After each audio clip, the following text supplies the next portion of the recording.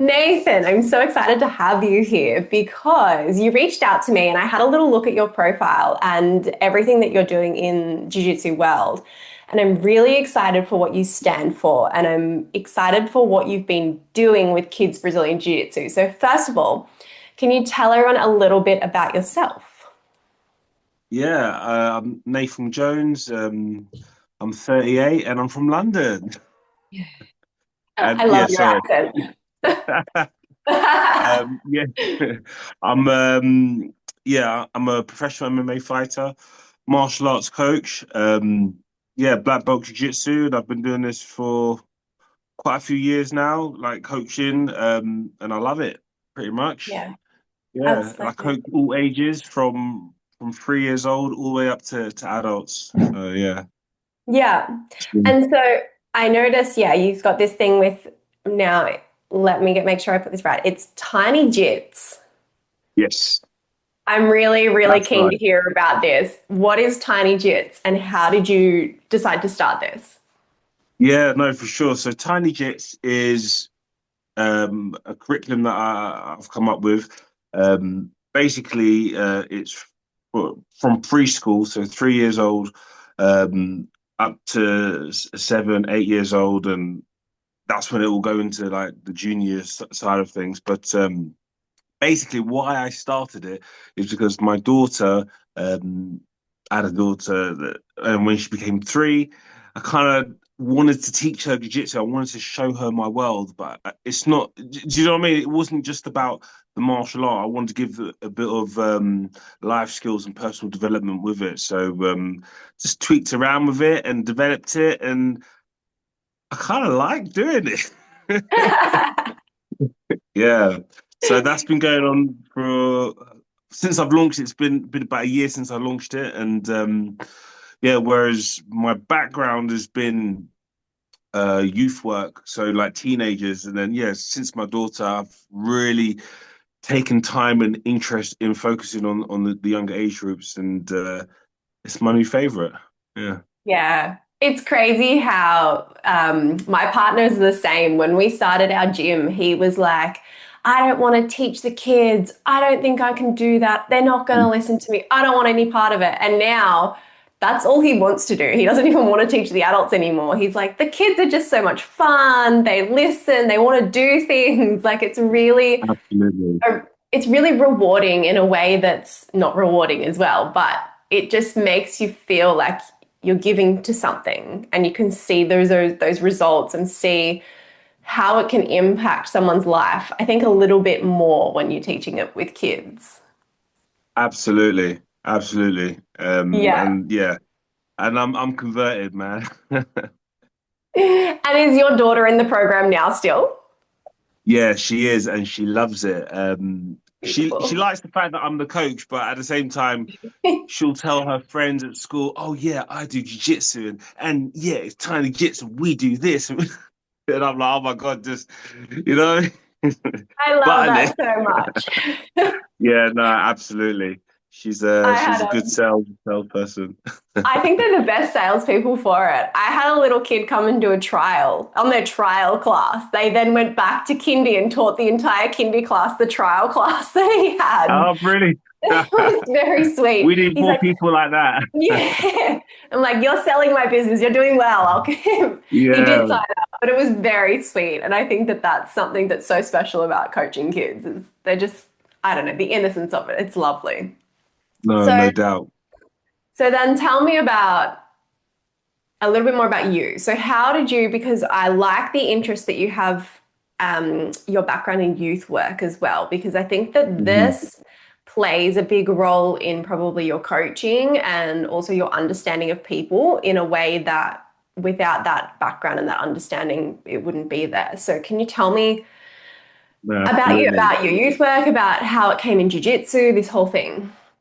Yeah, for sure. So I was yeah, a youth worker, and that's all I did, and then I got jumped.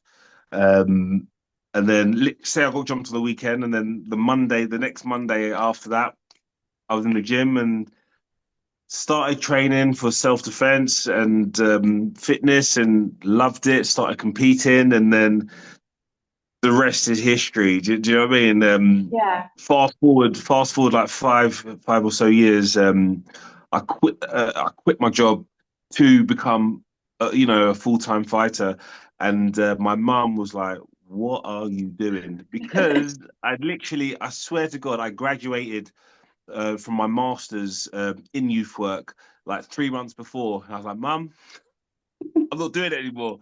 And at the time, it was like a shock, and I was like, I don't know, but I had the gut feeling, not just my head and my heart. I felt in my gut like I needed to make a go of this, and I'm glad I did.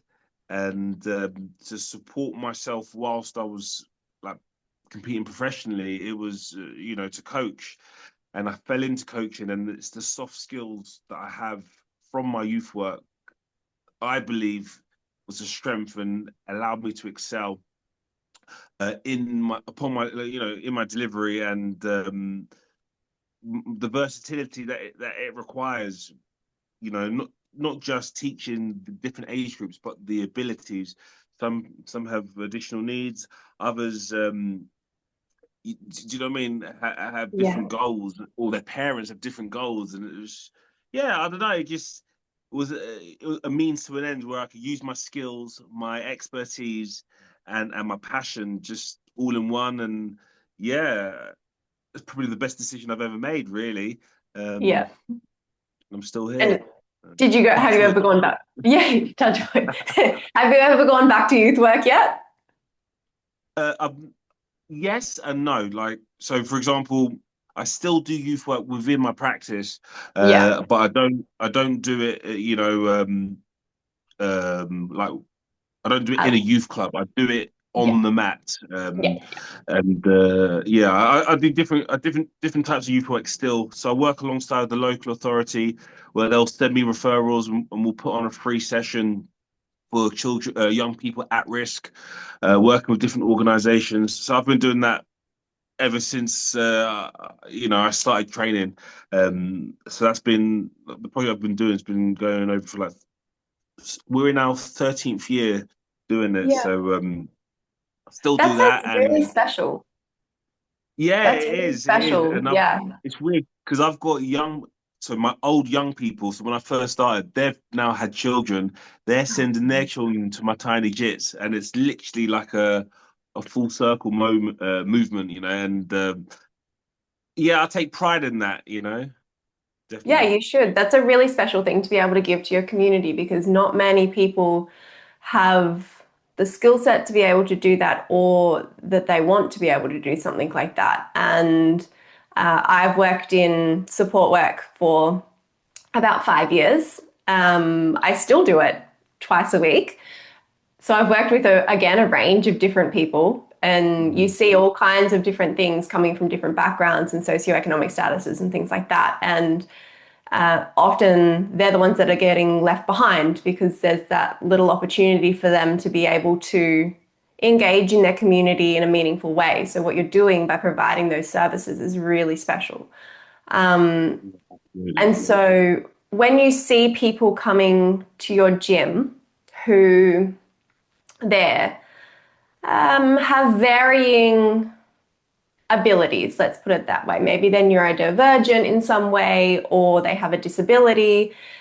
I often get asked, particularly with something like autism and ADHD, I get a lot of questions about this because coaches, we learn how to do Brazilian Jiu Jitsu.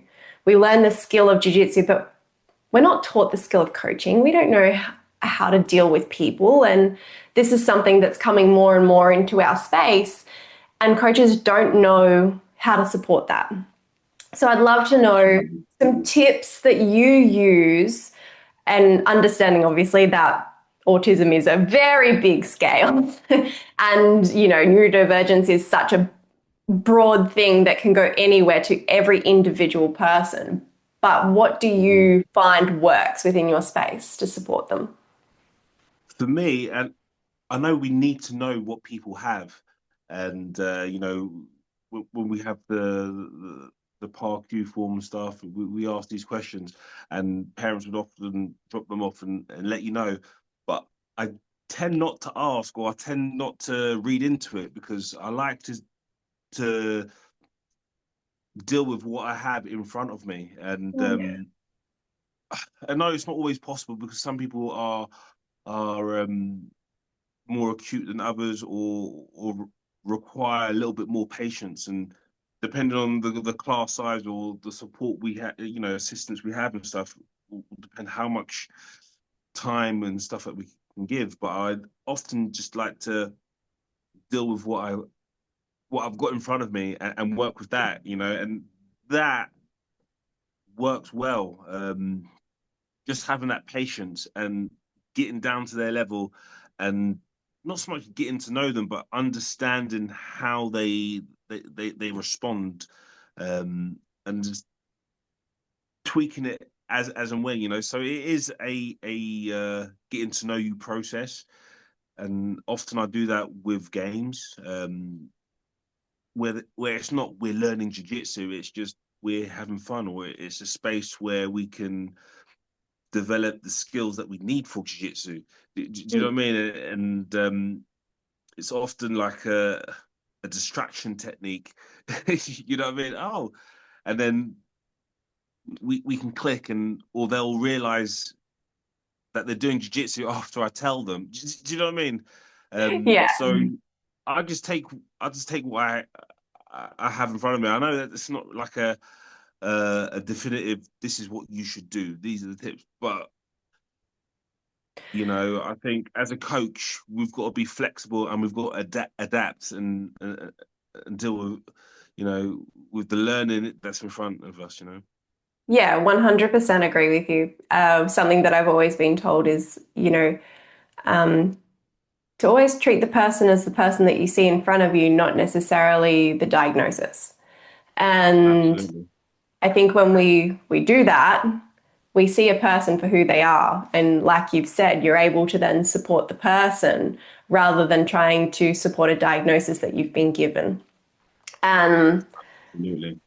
yeah, and I see sometimes as well, like I have kids that will come in that I can spend 20 minutes with and be like, okay. Mhm. I don't ask, I don't say anything, but I just go, okay, we're going to just give you a little bit more, or how can I support this person a little bit more without even knowing if they have a diagnosis or not. It's just No, that you absolutely. start to understand people and start to understand how people work, and you start to see those little things along the way that you're like, oh yeah, okay, let's just pop an extra coach in on your classes for whatever reason that they need to have. Um, but Yeah.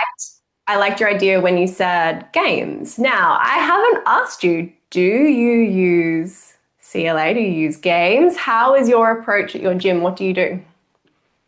I, yeah, I do and I don't, kind of thing. It's a Yeah. bit weird. I like to just play games, just Yeah. like games where we use, like, we're developing the skills like agility, uh, coordination stuff. But at the same time, it's not like this is what you have to do.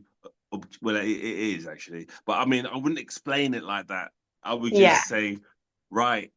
For example, if the children are between 4 and 7 years old, um, I'll tell them like a story. Not tell them a story, but it's like they're trapped on a desert island, and they've got to get over here.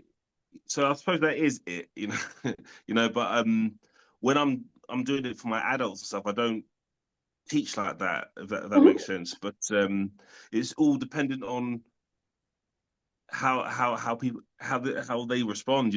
It's a bit weird, because it's like everyone's different, every class is different, and sometimes it depends on the mood or the weather, believe it or not.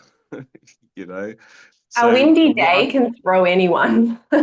Yeah, absolutely. So what I have found, um to be useful for me, is just to have, like, if I've got a position or a concept that I'm trying to get across, just have about 3 or 4 different ways to do it, so I can just switch it up if I need to, or add to it as and when. Hmm. But with all the thinking and the planning that you do, they always want to play the one basic game. And we could play that all day long, do you know what I mean? But What's the game? I have to yeah, know. What's the game that your kids yeah. love? Well, if it depends. Oh, sorry, I give it the same game, different names, but I Yeah, just throw stuff at them. So dodge pad, if I've got a little pad, they've got to like throw it, or it'll be fireball if I've got one of those big yoga balls. I'll throw it. What it's dodgeball? Do you know what I mean? Like yeah, I make up different names, but that's what they love. They love running yeah, away, or getting chased, should I say, and chasing each other. yeah. So They do. yeah, Yeah, that's the game. But yeah, if I can put a spin on it, to get them to understand, to give them an objective, um, then I will. But I do find getting them the young, obviously the younger they are, um, it takes longer for them to get the objective, and I mm, think when I reflect as a coach about my practice, it's finding better ways to explain that objective, for 3 years old or 4 year, 4, 5, 6, 7, to to get in a jiu-jitsu context, But that's why I love what I do, because it's been a challenge, it's been learning, and we're getting there. They understand the positions, they can name the positions. I could say, yeah, well, who's in the stronger position, or what do I need to do? And they can answer that. It may not be after the first session, but it will be definitely, you know, in that first block of sessions. So yeah, yeah, yeah. A hundred definitely a percent. process. I used to have a 2 to 3 years group. I don't have them anymore, but I took a little bit of a break from it just because it's a lot of energy that has to go into it. And the 2 to 3s, they knew all of the games. Like they knew exactly what to do. They knew how to move. And so the biggest thing I found was just their attention span. So, what would normally be something that maybe my 6 year olds could do for 4 minutes, they really only could do for 1 minute. And they'd kind of take it a couple of turns and then they'd go. So, it's so much more energy because you are constantly having to rethink, reinvent, come up with something else for them because their attention span is so short and keeping them engaged. So, I'd like to know how long your sessions are. How long do you keep your sessions? So 45 minutes. Yeah. Yeah, 45 minutes. And sometimes it's not enough, and other times it's, too much. A long day. But yeah, no, no, exactly. But I think 45 minutes is a good length of time, and it's worth the travel, and it's Mm, worth the whole effort of getting them dressed and sitting them down. But me as a coach, and when I was saying about it all depends, I often throw in stories, or have some discussion time. So it's not all right playing games or all movement. It will be the sitting down, the intention, getting them ready for school as well. Giving them those key skills, which often get overlooked by not by coaches, but when you think, oh yeah, I'm a jiu-jitsu coach, people forget sometimes. It's when you're coaching, it's not just about the art; it's about the skills, the wider skills that are needed. Um, which I like to pay attention to: the listening, the communication, the teamwork, the problem solving. Not just you and a partner. It could just be a group thing. That I try to just mix it up and give the sessions a bit of variety and stuff, and which I'm getting quite a good feedback from the parents, and they like it. So touch wood, you know what I mean. We still keep going. Yeah, so I have like these little kids that will come in and their parents are really embarrassed because their child doesn't sit still. And I'm like, that's okay. And they're like, oh, they're running on the mats and you were asking them to sit down. And I was like, has your child gone to kindy? And they're like, no. Have they ever sat in a group before? No. And I was like, so why are you expecting them to be able to sit down? It's like that's going to be the lesson that they're going to learn in the next sort of 3, 4 weeks, it's not going to be jiu-jitsu. It's going to be how to just sit down with a group because they haven't had that experience or that interaction. And I think that as Mm, coaches, we would have to realize that sometimes it's not the jiu-jitsu. Sometimes it's just a child has never been in a classroom, so they don't even know how to cross their legs. Let's get no, them sitting down absolutely. and understanding how to sit with a group or talking and interacting with other people that's not with their parents necessarily present because their parents aren't always on the mats. And I think that's a skill that is so overlooked because Hmm. it's something that we just expect kids to be able to do, but they can't always do that because they No, never do. absolutely. Yeah, they don't know how. No, for sure. So then, in your sessions with your really young ones, do you have parents on the mats in this, or are you just taking the lead? So I have them in the room and I have them sitting down, and I find for me that's it's a bit easier to for them to see actually we are trying, but also it's easier sometimes when I've got so many, like if I've got like 10, um, I can just send them to their parents stuff. But then what I will do at the end of the term or end of the half term, and then again at the end of the term is have the parents come in and join in with the session. So it's like a parent and toddler session, which is actually quite fun and it's a lot easier for me because then I can do like like back control or a little bit harder concept because then their parent can help them. And it's not, if it's a compromising position, well, it's their child. Do you know what I mean? I don't have to go Yeah. and mount them kind of thing. Do you know what I mean? It's a good thing, but I like the fact that I don't always do it. So these children look forward to that, and the parents like it too. You know what I mean? It Becomes is quite fun. special. Yeah, becomes like a special moment for them where they are able to sort of show their parents what they do, like what are their skills that they know and that kind of, Absolutely. yeah. Absolutely. And yeah, I wasn't sure when I first you know, decided to do it. I was like, I don't know how this is going to play out. And then when I did it, I was like, well, why didn't I do this from the get go? You know what I mean? And it's actually become like in this area has become a USP that I try to advocate. This is what we'll do as well. And yeah, it's helped my retention rates. Because it is something special, and when the children do it, they're buzzing about it and they're talking about it. Oh, when are we going to do that again? And oh yeah, am I getting another stripe? Oh, yeah. But no, it's good.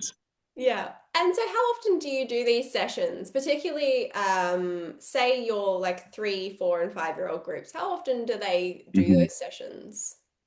So I for the preschoolers, I only do them so 3 to 4 years old when they haven't started school. We'll do once a week, and then I offer twice a week for 4 to 7 year olds, but most people only do once a week. What I try to do is promote my sessions, Tiny Jits, as more of a development, um,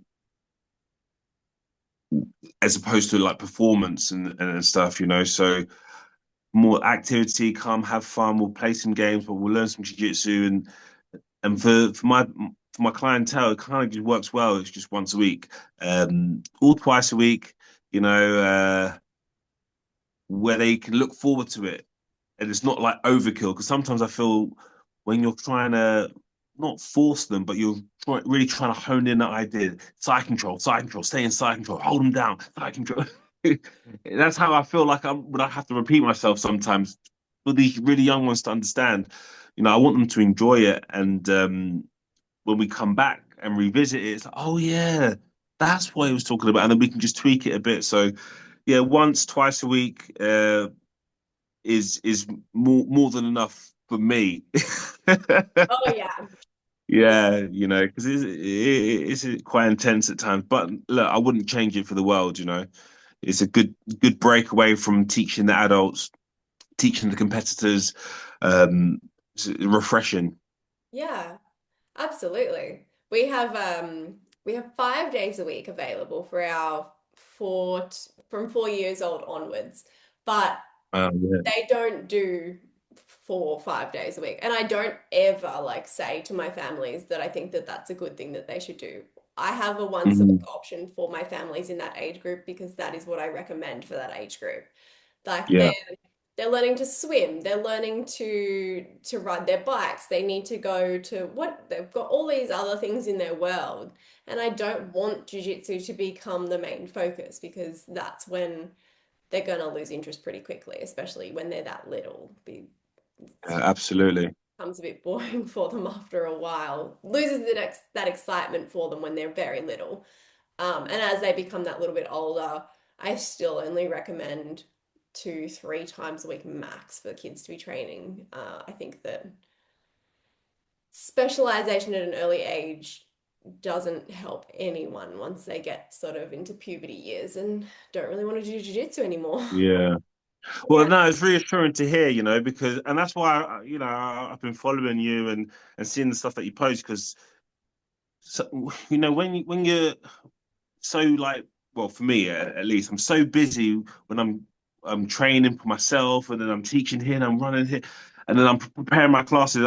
I'm just blinkered in what I'm doing, and it's nice to follow other people and see what they're doing, and then you get reassurance that you're either doing the right thing or you get that guidance and support if you're struggling and stuff. So yeah, I value the extended community and talking and sharing ideas, So Yeah, definitely. And that's why we love to have like these chats and these conversations with so many different people because it gives coaches an opportunity to learn from other people or to see like what works for someone might not be working for them. And when I have these conversations, I never sit down and say, like, this is how you should do it, and this is what I do, and this is because what works for me most likely isn't going to work for someone somewhere else. It might no, help, but it's absolutely. not going to be the be all and end all. And I always like to say, like, I'm not that good at jiu-jitsu. Like, I have never claimed to be good at it, and I never will be good at it. I have terrible balance, but then I'm teaching kids balance, and I'm like, man, I can't even stand on one foot for more than 5 seconds. So, Yeah, but that I think is important for people to know because it shows that you don't have to be the most skilled athlete. You don't have to be the best and know everything about Brazilian Jiu Jitsu to be able to be a good coach because they're different skill sets. And that's absolutely. why I really like your background with sort of your understanding of like youth work and things like that and how you can bring that into what you do because that's a skill that is not just a jiu-jitsu skill, it's a coaching skill. So it's really interesting talking to you. No, absolutely. Mm. Absolutely. I'll be honest with you, like my favorite skill, and it is a skill because I've had to learn it and develop it, is I finished training, long day, long day at work. I'm talking about 6 o'clock start, and I'm finishing at 8 o'clock in the evening. I'm knackered, right? I have a coffee, and then 5 minutes before like I go in, Ready to you know what I mean? go. Yeah, ready to go. I've got all that energy and these children wouldn't know that I've just done 2 hour sparring session like earlier in the day, and I'm in fight camp losing 10 kilos and this and that, and you know what I mean. So it's a skill to be present with them, and they I feed off their energy and they feed off my energy, and yeah, I've learned to bring it on like a switch, and I'll pay for it afterwards. I'll have to, what I mean, sleep it off. But nah, absolutely. Yeah. From my youth work background, we've had to do a lot of reflect. We always do reflective practice, and to see how we can improve things, how we can communicate better, not just with our young people, but with other, services and techniques and whatnot. So that's something that I've really brought through, and I try to do and I find that I only get better as a coach, and then my students only benefit from it, you know. So Yeah. This yeah. idea of reflective practice is really interesting because it's come from, I used it in my teaching background as well.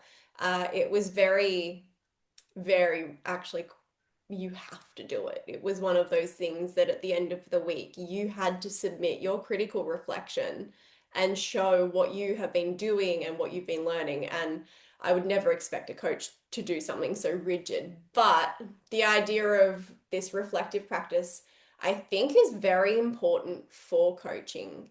We have conversations. I'm assuming you would talk to other coaches at your gym. You would be sitting down having a chat, maybe over your coffee before you've got to go and teach the kids.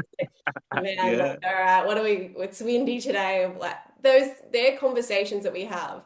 But do you have anything that you put down on paper, or do you reflect in any more like tangible ways or anything like that? I don't put anything down in paper like, right, cool, we're having a supervision this day, Mm. this time, and these are the minutes. But it will be, I will write down an idea or something that, that springs to mind, right, do this next time, or right, I need some more resources, right? This, but it needs to be, do you know what I mean? So I will jot down key things that I need to remember because I do MMA and I get hit in the head a lot. And when I'm in fight camp, I don't remember that much. So these are good points to prompt me and to jog my memory and to get it done. So I put it on the list and it gets done. And yeah, it's that in that cycle, and I'll reflect on it, and then I'll deliver it, and then I'll tweak it. I'll speak to somebody, part of my team, another team, informally, and I always try to make that a regular thing. And I like to post things, but not too much. But then people will comment, and then I'll see what they've done, and then I'm like, oh, I borrow that idea, and I might, do you know what I mean? I Yeah. might adjust it for my clientele, and yeah, it's an ongoing process. So yeah, it's not. I do it more informally, but Mhm. that's through so many years doing it structurally. You know what I mean? It's just like, Yeah. oh yeah, cool. It's a natural thing for me now. Yeah. But yeah, I'm the same. I don't write anything, especially after having to write things down for so long. Then I was like, I am not Yeah. writing anything else down anymore. But I really do like the No. idea of like sitting down with like with my partner, with our assistant coaches, and just being like, okay, so this is working, this isn't kind of going the way that we wanted it to, or even at the end of a class, we'll be like, man, that game didn't really work the way that I thought it was going to work. Then what do we need to change? What do I need the focus to be on? Just those kinds of things. I Mm, think it's important to be able to reflect on your learning to be able to yeah. keep learning. But I really love what you said about posting on social media because I have learned more about coaching from talking to other coaches than I ever would have if I had never made my page. And so when I write something and someone comments something, it's an opportunity for me to learn too. I love it. I love seeing what other people provide as feedback because I know that there must be someone else sitting at their phone going, "Oh, that's a good idea. Yeah. That sounds good." So I think No, that's, absolutely. yeah, really important. Yeah, so I love the idea of being able to learn from people and how my coaching has grown because even though I've been a teacher for, many years, I've only been coaching kids jiu-jitsu for 2 years. So that coaching is going to evolve over time as I learn and grow. And what do they say? Like you do what you know, you do what you can with the best that you know, and when you know better, you do better. And I think that that's Right. I like a, like that. yeah, when you know better, you do better. And I think that that's just something that's so important for all coaches to know because you just you do the best with what you've got. And we don't Yeah. all have No, the for sure. same, the same level of coaching background or understanding of things. And I certainly have learned a lot in 2 years of coaching. Definitely learned a Mm. lot. More No, probably for sure. business side of things, but definitely, yeah, coaching is definitely Yeah. up there. That's what keeps you on your toes, though, right? Oh my goodness, don't they just? Don't they just? I love it. Um, I saw something about your like intakes. Now, when I speak to people, I'm curious because when I speak to people in America, they have their school system and they have like, honestly, I don't actually know how it works. So anyone, I'm really sorry if you're watching this and you're like, that's not how it works. I'm really I'm trying to understand everything everywhere. But they have like they have summer off and then they go back to school and then they have just a few like little tiny breaks or something.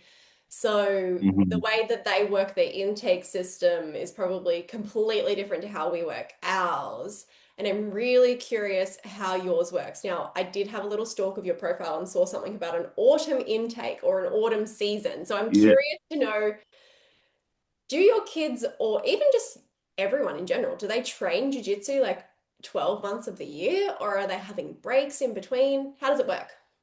Yeah, right. So that's a good point because that's one thing that I deliberated on, and most of the schools around here go throughout all year through, and I kind of wanted a USP.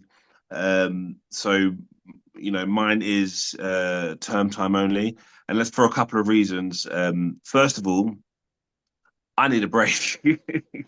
I do, and it was like I don't want to begrudge that. Oh, I have to do this class again and again. Oh, I need a break, or it's because it's such a unique skill set, Mm. especially the preschoolers, the 3-year-olds, and it is more being like a early years practitioner than it is doing jiu-jitsu. Do you know what I mean? So for me personally, I thought I'm going to struggle getting cover. So if I can just do it when I definitely know that I'm going to be here, then I'll enjoy doing it, And also in this area, when it's a holidays, people go.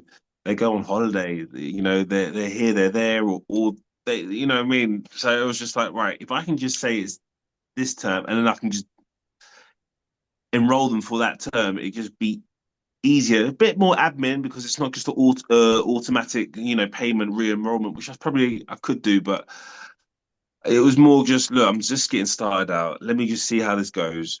Other activities that my daughter does, do it this way. And as a parent, I quite enjoy the ease of it's only a term commitment and it's these dates to that date, and then we can do what we need to do. And, you know, um, as a coach and within my reflective practice, I believe in my service. So if you don't want to come back, I'm not taking it personally. Do you know what I mean? Yeah. But the good thing is, I'll be here when you're ready, Yeah. and that's how I found martial arts because I started when I was a lot later in life, and it was there when I needed it. Do you know what I mean? And so yeah, I know I kind of just digressed a bit, but that was like my reasoning for it. And yeah, so far so good. It's serving me well. But yeah, all the other gyms that I work at, visited, train at, they'll do all throughout the year. Um, but then they have other. They don't have like it's more jiu-jitsu, more performance led, or derived, shall I say? And they have a less of a what's the word curriculum. You know Mm. what I mean? Less soft skills, learning outcomes. Whereas I'm more for that, and teaching them jujitsu as well, especially for the younger ages. But yeah, I mean, each to their own. Yeah, absolutely. And that's something that again, that's why I ask is because I'm curious more than anything. But I'm sure there are other people that feel the same, is because I've really only recently started thinking about the fact that, football has a season and, baseball has a season, even swimming has a season.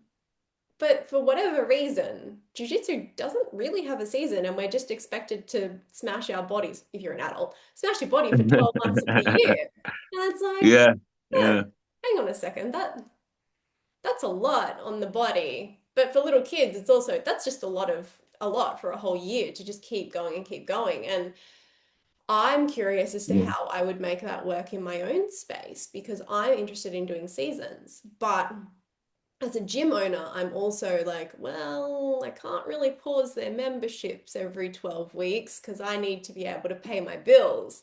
So it's also finding that balance of like, how does that yeah, for, because I don't know how it works in the UK, but ours is like every 12 weeks they have 2 weeks off from school. So, yeah, and then at Christmas it's like 8 weeks that they have off because it's summer. So yeah. it just become that's a lot of time off. No, that is true. Yeah, it's weird because some gyms that I know they pro rata, so they'll charge every month, but it's only for the when they're in the term. But then a lot of parents will cancel at summer because they'll be like, well, why am I paying if they're not doing it? But then that makes the cost go down. It's a lot of like explaining to do, and then other times when they run all throughout the year, you do have like quiet periods, and it's like personally, I don't really want to teach one child jiu-jitsu. I'd rather teach a whole group. You know what I mean? The vibe is is a lot more.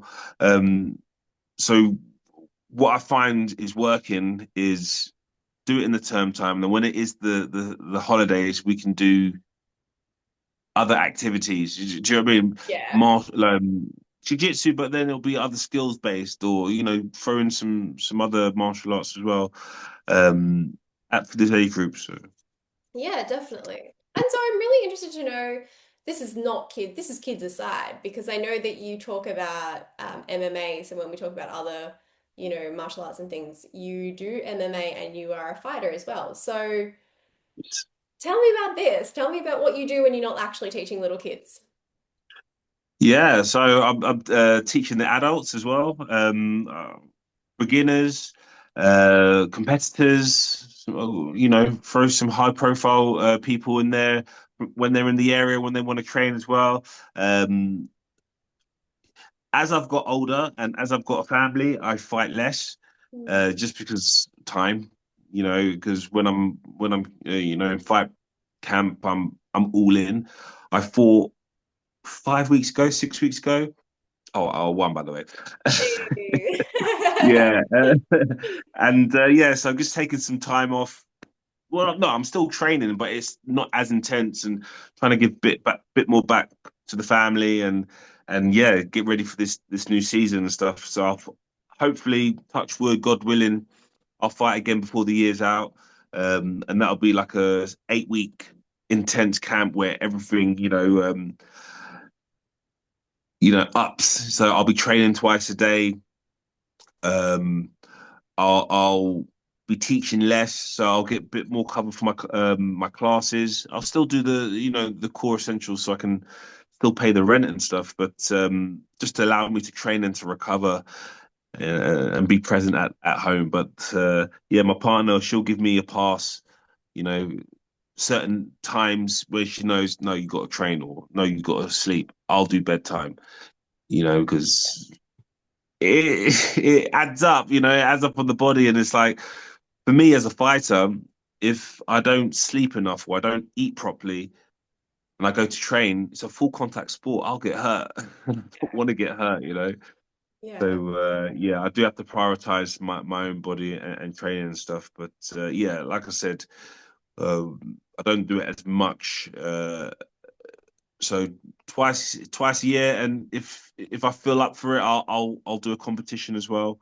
Um, so And what yeah. about your adults then? So do your adults compete regularly? How do you find them? Are they Yeah, more so MMA I'm part competing? of Are a they... yeah, so I'm part of a team. So I'm not doing it all on my own. I'll take all the credit, but I don't do all the work. But yeah, no, they go throughout the year, and then there's different teams. So if there's a competition coming up, right? Cool. who's up for it? I'm doing it. Let's go. Do you know what I mean? So if I'm around, I'll go down and I'll help coach. If I'm not, somebody else will do it. But I'm in the gym, always coaching, and we've got our regular classes, and unofficially got the people that we mentor, that do our classes and stuff. So it's a continual thing, and yeah, I've got guys that are doing jiu-jitsu, gi, no gi. I've got guys that are kickboxing, guys that are doing MMA. I'm a jack of all trades kind of a guy, um, but at the same time, me personally, my skill set is the soft skills that I have from my youth work background, which I think are very transferable when it comes to coaching in terms of getting the best out of somebody or taking them to the next level. So that's where I put myself where my strength is. Yeah. Yeah. And I think that I did a YouTube on this just before about you can't be perfect at everything and you can't be good at everything. And being able to recognize, like, okay, for me personally, I know my strength is understanding what kids need. So, understanding what they need as kids and their development and how to support them on the mats. But, my partner, his jiu-jitsu is amazing. I'm biased, of course, but like his whole thing is the jiu-jitsu and using CLA and understanding that. So I take what his strengths are and then turn it into these kids' strengths. So being able to be like, okay, you're giving this really cool CLA game. I'm going to kidify it and turn it into like a kids game that will work. So I think for Hmm. coaches, recognizing that you know what your strengths are and you thrive in that area. And it's okay to have a team to be able to get the best out of everyone with the skills that you have rather than one person trying to do everything all at once. Just leads to burnout for No, absolutely. you've got adults competing, you're a fighter yourself. You do all of these amazing things here. How do you feel about kids competing? I like it. And I Yep. like it because children should learn to lose. Yep. And the earlier that they can learn to lose and pick themselves up, I think the better, and it serves them for life. But when I've been at these competitions, what I don't like is parents live through their children, coaches live through the children, and they for me when I'm there and like and then they turn the child off, I think it takes the fun out of it. And sport is a sport where we want to win, yes, but sport is a sport where we do it because we enjoy it. Um, so I like to see children compete. I love the resilience that it teaches, and I just I just want children to be able to do it at their pace and put them. Yeah, we need to push them in the stretch zone, and that's down to the parents. It's down to the coaches to give them that opportunity. But I just I just only like it when the parents or the coaches recognize when to stop or the right type of push to give, if that makes sense. Yeah, 100. And 100. yeah, I've seen good examples of it. I've seen bad examples of it. Um, for me, like Evan, my daughter, she'll compete when she's ready. She's not very good at listening. I told her to go to bed, darling, please. But no, look, all in due course. Yeah, yeah. When children come to me and they say they want to compete or their parent wants them to compete, I'll take them, not a problem. But I will never force them. Yeah, yeah. I like that. Let's end that on there because that was a lovely answer. Nathan, thank you so Brilliant. much for your time, Thank you. your patience. I really No worries. appreciate everything that you're doing, specifically with your youth work and sort of creating that community for your in your gym. I think it's really lovely. Now go and get your daughter to bed because Thank I'm sure you. she really wants to go to sleep. All right. Take Have a care. nice night, Nathan. Thank you so Bye much. bye. Bye Ta. bye.